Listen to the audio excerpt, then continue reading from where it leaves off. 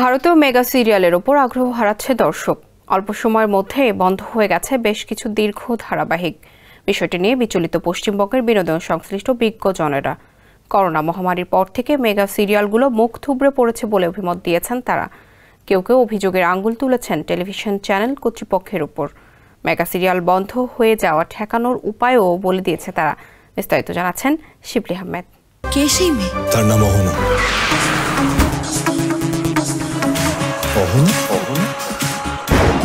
টেকসই mega serial নির্মাণ হচ্ছে না পশ্চিমবঙ্গে।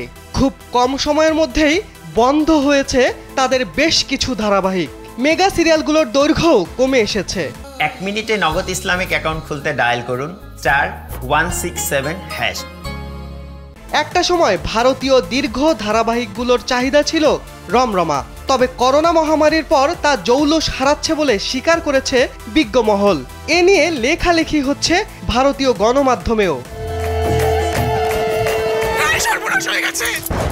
মেগা সিরিয়ালে দর্শকের আগ্রহ হারানোর কারণ বর্ণনায় ভারতীয় বিনোদন সংশ্লিষ্ট ব্যক্তিরা মত দিয়েছেন দর্শকদের ধৈর্য কমে এসেছে।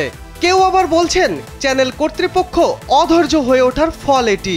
সময়টাকে রেটিং সর্বস্ব যুগ হিসেবে দেখা হচ্ছে, তাই মেগা সিরিয়াল অস্তিত্ব হারাচ্ছে বলে মনে করেন তারা। বিষয়টিকে ব্যাখ্যা করতে গিয়ে কিছু কিছু ধারাবাহিকের উদাহরণও টেনেছেন তারা।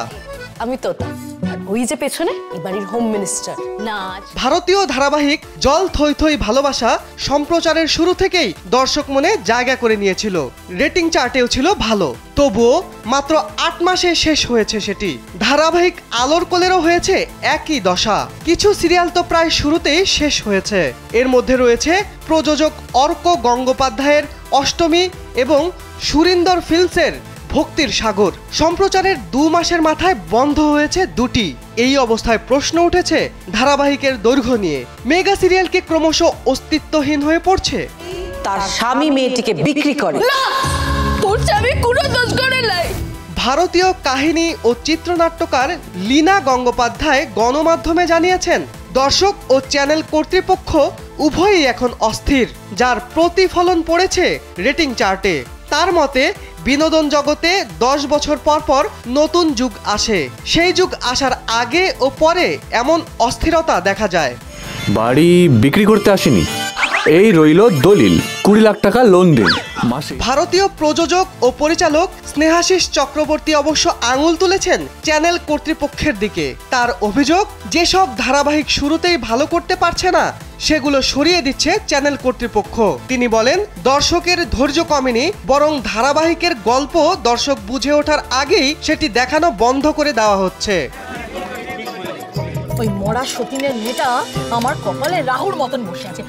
ভারতীয় অভিনেতা সাহেব ভট্টাচার্য, রিজু বিশ্বাস, মানালি দেও বিষয়টি নিয়ে একমত। তারাও রেটিং চার্টের দিকটি তুলে ধরেছেন। সাহেবের ভাষ্য, করোনা মহামারীর পর দর্শকের ধৈর্য কমেছে। তাছাড়া দর্শকের হাতে এখন বিনোদনের নানা উপকরণ রয়েছে। গল্পে মোড় না থাকলে চ্যানেল ঘুরিয়ে দিচ্ছেন তারা, যার প্রভাব পড়ছে রেটিং চার্টে। বন্ধ হচ্ছে ধারাবাহিক। পারছি না, তুই আমার জেলে নিয়ে গিয়ে আমার লকআপে রেখে দে। অন্তত ওখানে থাকলে তুই দেখতে পারবি আমি কেমন মানুষ। অভিনেতা রিজু অভিযোগের আঙুল তুলেছেন মহামারী ও বিনোদনের অন্যান্য উপকরণের ওপর। আগে টেলিভিশন ছাড়া ধারাবাহিক দেখা যেত না, এখন ওটিটিতে সেসব দেখছেন দর্শক। এতে চ্যানেলের প্রযোজক বা অভিনেতারা ক্ষতিগ্রস্ত হচ্ছে বলে মনে করেন তিনি। একই মত দিয়েছেন মানালি। আমি আমার মায়ের সঙ্গে থাকবো। এই সমস্যার সমাধান বাতলে দিয়েছেন চিত্রনাট্যকার লীনা। বলেছেন, দর্শকের রুচি বদলাতে নতুন ধারার গল্প আনতে হবে। এছাড়া চ্যানেল কর্তৃপক্ষকে ধৈর্য ধরতে আহ্বান জানিয়েছেন স্নেহাশিস। অন্যদিকে ধারাবাহিক সম্প্রচারের কয়েক মাস পর তা ওটিটি প্ল্যাটফর্মে দেখানোর আবেদন জানিয়েছেন রিজু। এতে প্রতিটি ধারাবাহিক রেটিং চার্টে ভালো ফল করবে বলে মনে করেন তিনি। শিবলি আহমেদ, কালবেলা।